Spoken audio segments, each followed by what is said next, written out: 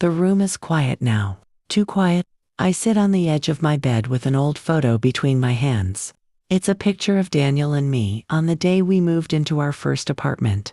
In the photo, he is laughing, holding my waist, looking at me like I was the best thing that ever happened to him. But today, I can't even look at that smile without feeling a heavy pain in my chest. My name is Elena, and this is the story I never wanted to tell. A story I am not proud of. A story that changed my life in a way I never expected. Outside my window, the sunset is soft and peaceful orange, pink, warm. But inside me, everything feels dark. It's strange how the world can look calm while your heart feels like a storm. I take a deep breath. And finally, I whisper to myself, it's time to tell the truth. I met Daniel when I was 24. I still remember the first moment I saw him. He wasn't loud or flashy. He wasn't the kind of man who tried to impress everyone in the room. He was quiet, gentle, and there was a peaceful energy around him, like a warm place after years of cold winter. He made me feel safe. We didn't fall in love quickly. It was slow, steady, like building a house brick by brick. He learned my favorite tea, jasmine with honey. He brought it to me on difficult days without even asking what was wrong. He walked me home in the rain, holding his jacket over my head, getting soaked himself. He listened, really listened, when I talked about my childhood, my fears, my dreams. But the truth is, I didn't believe I deserved a man like him. There was something broken inside me, something I didn't understand back then. Even when he looked at me with love, I didn't trust it. I kept waiting for the moment he would leave me, hurt me, or decide I wasn't enough. So instead of holding on to his love, I kept pushing it away. It's painful to admit this now, but sometimes we destroy the people who try the hardest to love us, just because we haven't learned how to love ourselves. With Daniel, life became calm. Beautiful, but calm. And maybe that calm scared me. I grew up in a home where love was loud, unstable, and full of arguments. So when Daniel treated me with kindness, I didn't know what to do with it. I wasn't used to gentleness. I wasn't used to feeling safe. I was used to chaos. So when Adrian appeared, he was 28, charming, unpredictable, full of excitement. I felt something dangerous inside me wake up. Adrian made me feel wanted in a way that felt familiar, not healthy, but familiar. He flirted too much. He complimented me in ways Daniel never did. He made me feel powerful, but only for a moment. I told myself it was nothing. I told myself I would never cross the line. But every small step felt easy. A smile, a joke, a message, another message, a secret. And secrets grow fast. I still remember the first night I hid my phone from Daniel.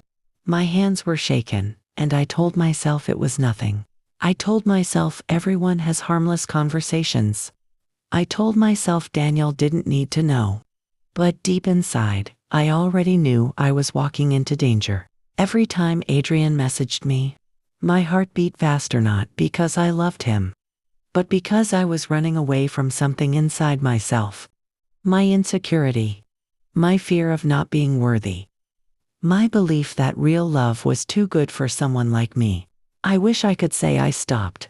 I wish I could say I protected the man who gave me everything, but I didn't. I knew it was wrong. I whisper whenever I remember it. I knew I was hurting the only man who ever truly loved me. And yet, I didn't stop. The truth is, betrayal doesn't begin with actions.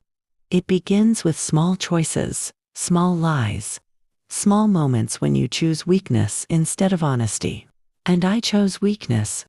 The night it happened, I remember every detail, although I wish I could forget it. I wish I could erase the moment I crossed the line. I promised myself I never would. It didn't happen because I loved Adrian. It didn't happen because Daniel did anything wrong. It happened because I was lost inside my own emptiness. There was a single moment when I could have stopped, but I didn't. And as soon as it was over, the excitement inside me collapsed like a dying flame. All that remained was shame, cold, heavy, suffocating. I remember walking home that night. The city lights looked the same, but I felt different, ruined, broken, terrified. When I opened the door to our apartment, Daniel smiled at me. A soft, warm smile. The kind of smile that once made me feel loved.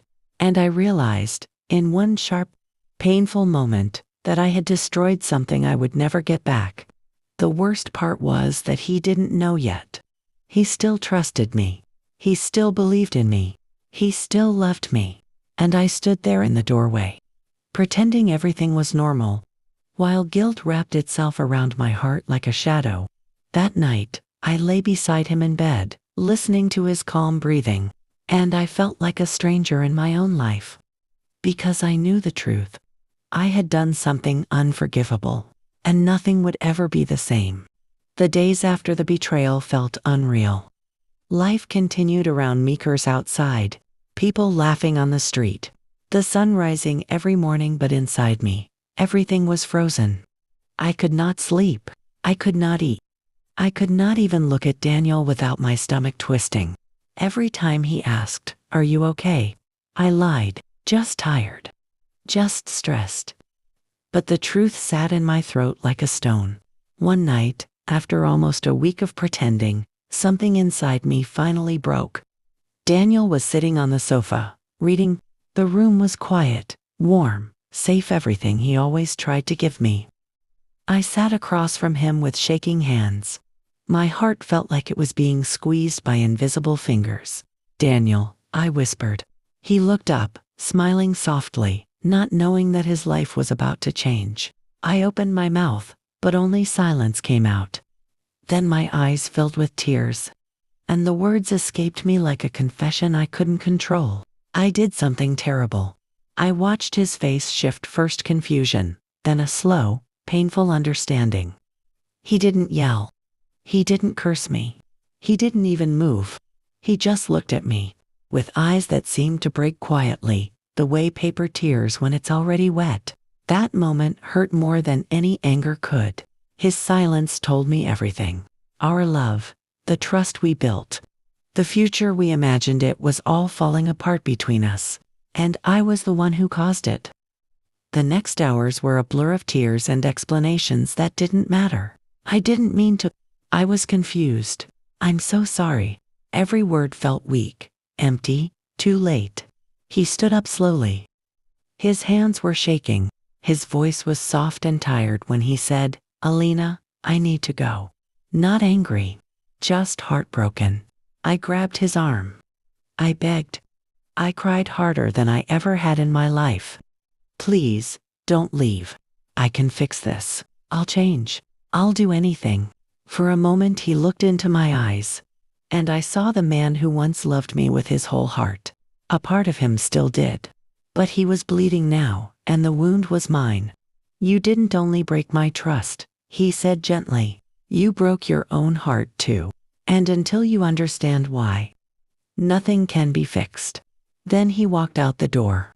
I stood there, listening to the sound of his footsteps fading down the hallway, feeling a pain so sharp it almost took my breath away. My legs gave out. I sank to the floor and cried until my voice disappeared. It was the moment I realized what I had truly lost. Not just a partner, not just love, but the version of myself I could have been, if I had believed I deserved him. The days after Daniel left were the darkest days of my life. The apartment felt cold and empty. His favorite mug sat on the counter. His jacket hung near the door. Everything reminded me of what I had destroyed. For a long time, I blamed myself. Every morning started with guilt. Every night ended with regret. But slowly, painfully, I began to understand something deeper. I didn't cheat because I didn't love Daniel. I cheated because I didn't love myself. I was chasing attention because I didn't believe I was worthy of the love I already had. My whole life, I had lived with silent fears: fear of not being enough, fear of being abandoned, fear that good things wouldn't stay. So I ruined the good thing first, because it felt safer than waiting for it to disappear. Understanding this didn't excuse what I did, but it showed me where to begin healing. I started therapy. I started journaling, writing things I never had the courage to say aloud. I forced myself to sit with the pain instead of running from it. And one day, as I wrote in my journal, I finally admitted the truth. I wanted love from others. Because I didn't know how to love myself. It was the most painful sentence I had ever written. But also, the first step forward. Months passed. The guilt softened, not because I forgot, but because I began to grow. I learned to be kinder to myself, to understand my patterns, to build healthier boundaries, to find peace inside instead of searching for it in others.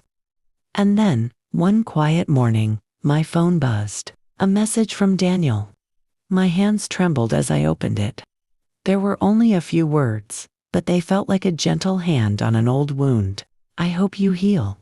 You deserve to be whole. No anger, no bitterness, no promise of coming back. Just kindness, just closure. I cried not because I expected anything from him, but because his message reminded me of the kind of love I once had, and the kind of person I wanted to become. I realized something important. Forgiveness doesn't always bring people back. Sometimes it simply sets the soul free. His message didn't reopen the past. It helped me close it with grace. Now, I sit here again in my quiet room, holding the same old photo of us. But this time, the pain feels different. Softer, wiser. I no longer hide from my story. I no longer run from the girl I once was. She was lost, afraid, broken, but she learned. To anyone listening to my story, I want to say this. If you are afraid of losing someone, look inside yourself first. Heal your wounds. Face your fears. Don't destroy what is good just because you feel you don't deserve it. You do. We all do. Losing Daniel was the hardest lesson of my life. But it taught me to love myself. It taught me to grow. It taught me to choose honesty over fear. And because of that, I know I can love better in the future. Not to repeat the past, but to honor it, to learn from it, to create something healthier and kinder. My heart is softer now. Not broken, but open. And maybe that is the real gift of this painful story.